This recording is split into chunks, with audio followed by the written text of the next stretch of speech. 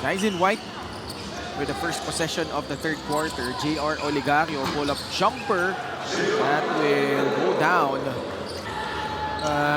Legend din yan sa South sa Paranaque. Mga inter-barangay leagues. Marlon Monte. Obuyes knew it was a miss as soon as he released it. Now he gets it back. Matiliano. He drives. Nice cut by Terzo but blocked by Lester Reyes. Is nga lang. Bola nakuha ni Jello Obuyes. Spots up from the corner. Knocks it down from beyond the arc. Joseph Terzo, JR Taganas, and Marlon Monte, the crew for Paranaque. Taganas.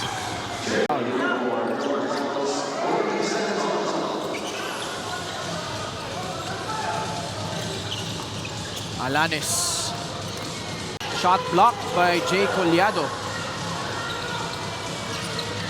Oligario, pull up. Lista mo na yan. Of the MPBL. Robert Medina will hit it from mid-range. Third period led by Paul Sangas hot shooting. 6-3. Doon na lumayo yung kanilang kalaban. Omar Matiliano tries to change that. Dahan-dahan lumayo dun yung yung kalaban nila last. Iloilo. Yung mahirap You want to start out quarter strong, especially coming off the half na dami na napag-usapan. Pero all the way. Ganda ng drive na yun.